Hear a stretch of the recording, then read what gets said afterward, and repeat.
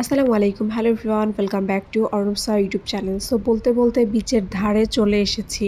বিচের ধারে আসা মাত্রই একবারে প্রচণ্ড বাতাসে মনটা শান্তিতে ভরে যাচ্ছিল। বিচে এসে আইসক্রিম নিই, আইসক্রিম খেতে খেতে বিচটা এনজয় করি।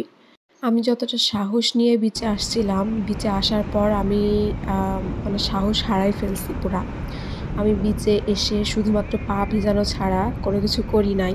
মানে গোসল তো সাহসই হয় নাই গোসল করার, কারণ এত পরিমাণে বালি ছিল যে কি বলবো, পায়ের যতটুকু অংশ ফাঁকা ছিল ততটুকু অংশ একেবারে পুরা মানে কালারটাই পুরা চেঞ্জ হয়ে গিয়েছে, এরকম একটা ব্যাপার। এরপর বিচের ধারে এক মামার কাছ থেকে আম মাখা নেই, তো আম মাখা খেতে খেতে বিচটা আবার উপভোগ করি। এই তো আবার পা ভেজাতে চলে যাই। এই পা ভেজানোটাই অনেক বেশি এনজয়েবল মোমেন্ট ছিল আমার কাছে, খুব ভালো লাগছিল পা ভেজাতে। তারপর সন্ধ্যা নেমে আসে আর মনে হয় যদি একটু এই এনভায়রনমেন্টে গান শুনতে পারতাম। সো আমি আমার হাজব্যান্ডকে বলি এবং সে গান পরিবেশন করে আমাকে শোনায়।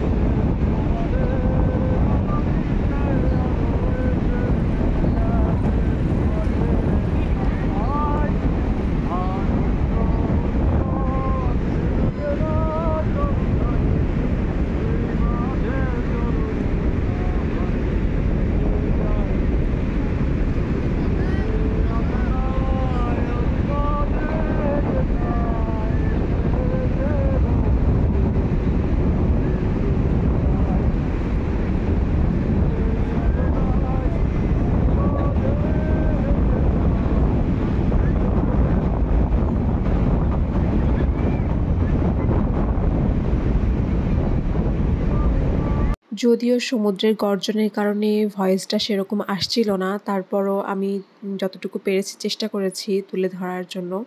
এটা সেও জানে না যে আমি এটা ক্যাপচার করছি। আমার নিজের কাছে ভালো লাগছে খুব, ওই জন্য আমি ক্যাপচার করছি আর কি।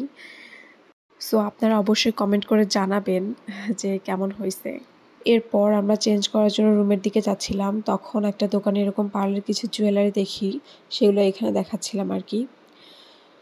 চেঞ্জ করে আসার পর আমরা দুজন চা খাই। চা খাওয়ার পর আমরা আবারও বিচের ধারে যাই, মানে রাত্রে আর কি ৮টা ৮:৩০টার দিকে। রাত্রের ভিউটা একেবারে অন্যরকম, হয়তো মোবাইলে সেরকম বোঝা যাচ্ছে না, তারপরও এই রাত্রে যে এনজয়টা করছি এটা একেবারে মেমোরেবল মোমেন্ট হয়ে থাকবে আজীবনের জন্য। রাত্রে সিটে শুয়ে সমুদ্রের বাতাসটা উপভোগ করার মজাটা একেবারে অন্যরকম, সাথে সমুদ্রের গর্জন তো আছেই।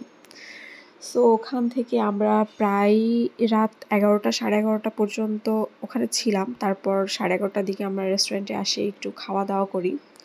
সো সেম শালিক রেস্টুরেন্টে আসি, যেহেতু এখানকার খাবার আমাদের ভালো লাগছে, তো এখানেই আসি আমরা।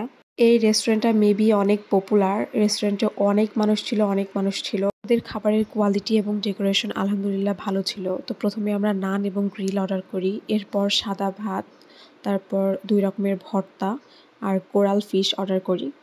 সো তো নান খাওয়ার পর আমরা একটু ভাত খেয়ে নিচ্ছি। এখানে আলু ভর্তা আর টমেটো ভর্তা নিয়েছিলাম আমরা।